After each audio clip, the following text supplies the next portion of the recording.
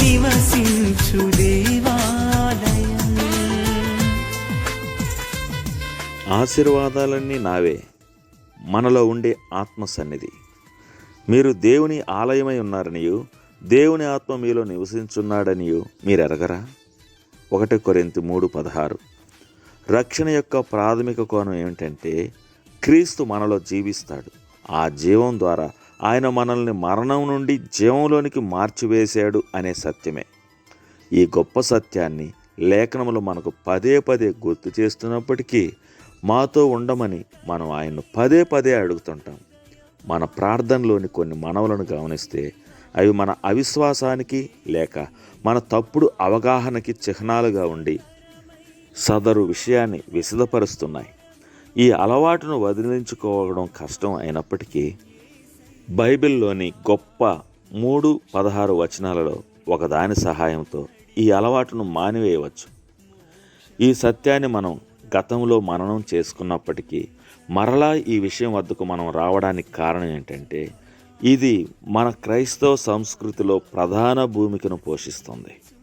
దేవుడు తన ప్రజల మధ్యలో తన నామం ఉంచబోయే ముందు ఇజ్రాయేలులకు నొక్కి చెప్పిన పాత నిబంధన సత్యం దేవుడు మనతో ఉన్నాడు అని. నేటి వాక్య భాగం ఇదే విషయాన్ని గురించి ప్రతిధ్వనిస్తూ చాతుర్యంగా ఒక ప్రశ్నను సంధిస్తూ ఉంది. యెహోవా మొదట ప్రత్యక్ష గుడారాన్ని ఎన్నుకొని అందులో నివసించాడు. దాని మీద ఆయన ఒక భవనానికి రూపకల్పన చేసి దానిని నిర్మించాడు. సొలొమోను దేవాలయం మోషే ప్రత్యక్ష గుడారానికి ప్రత్యామ్నాయంగా నిర్మించబడితే ఈ భూమి మీదకు క్రీస్తు రాకడ ఆ రెండిటినీ నెరవేర్చింది. ఆ వాక్యము శరీరధారి అయి మన మధ్య నివసించెను అని యోహాను రాశాడు. అయితే ఆయన తన ప్రజలను చేరుకోవడానికి ఇంత దగ్గరగా ఉంటే సరిపోతుందా? లేదు. క్రీస్తు మరణ పునరుద్ధానాల ద్వారా మనకు ఎంత దగ్గరగా ఆయన రాగలడో అంత దగ్గరికి వచ్చాడు. మనం ఆయన దేవాలయంగా ఉండడానికి ఎంపిక చేసుకున్నాడు. యేసు ప్రభు ఈ భూమి మీద తన శిష్యులతో నివసించినప్పటికన్నా ఎక్కువగా ప్రస్తుతం దేవుడు ప్రతి విశ్వాసికి దగ్గరగా ఉన్నాడు. దేవుని నివాసము అనే దాని యొక్క ప్రత్యేక భావం ఏమిటంటే దేవుని ఆత్మ మనలో నివసిస్తున్నాడు. మనల్ని రక్షించటంలో దేవుని పని మన శరీరంలో ఆయన ఉనికి యొక్క ఖచ్చితత్వాన్ని తెలియజేస్తుంది. మనము దేవుని ఆత్మను పోగొట్టుకోం. సొలొమోను దేవాలయాన్ని విడిచినట్లుగా ఆయన మనల్ని విడిచిపెట్టడు. యెహెజ్కేలు 10.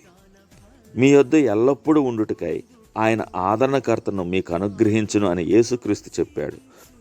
మన జీవితాలలో దేవుని కోల్పోయామని మరలా మనతో ఉండమని ఆయన్ను అడగండి అని సలహా ఇవ్వడం ఒక అపవిత్రమైన ఆలోచన.